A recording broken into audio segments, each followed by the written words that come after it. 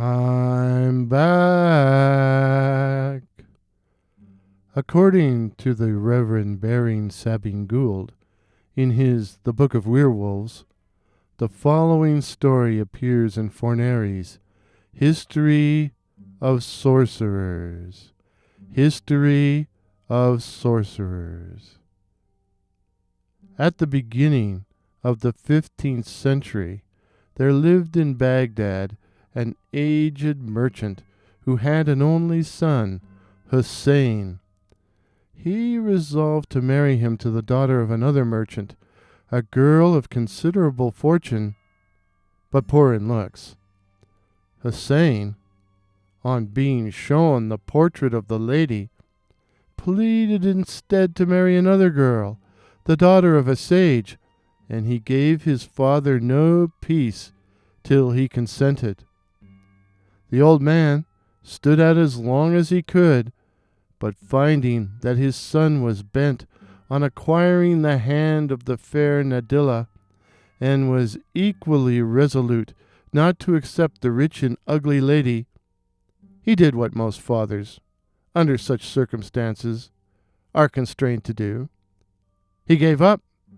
He gave up and gave in. The wedding took place with great pomp and ceremony, and a happy honeymoon ensued, which might have been happier, but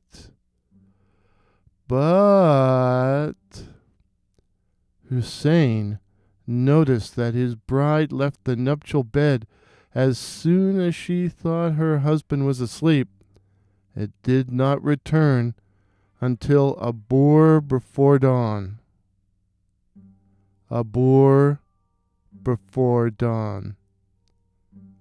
Oh, that must be a typo. I think they meant an hour before dawn, but I like it.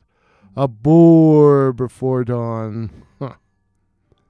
Angry and jealous, Hussein pretended one night to be asleep, and saw his wife rise and leave the room as the darkness took control. He followed cautiously and saw her enter a cemetery, and by the straggling moonbeams saw her go into a tomb. Steeling his resolve, he stepped in after her. The scene within was horrible. A party of ghouls had assembled and were feasting on the flesh of long-buried corpses. His own wife, who, by the way, never touched supper at home, claiming concerns about her weight, was mowing down on a particularly maggot-encrusted leg. Hussein fled back to bed.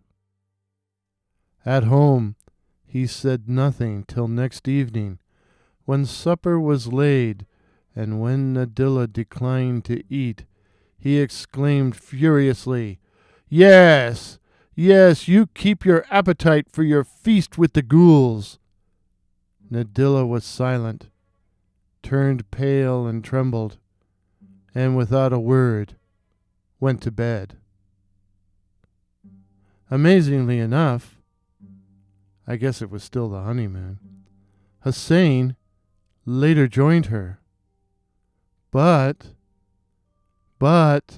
at midnight she rose, fell upon him with her nails and teeth, tore his throat, and having opened a vein, attempted to suck his blood. But Hussein managed to throw her down, and with a vicious blow killed her. She was buried next day. But 3 days later, at midnight, she reappeared, attacked Hussein, and again attempted to suck his blood.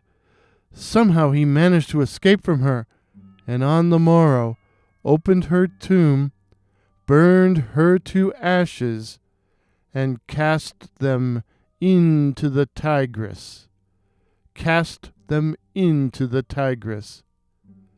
Sabine Baring-Gould concludes, "This story connects the ghoul with the vampire, As will be seen by a former chapter, the werewolf and the vampire are closely related.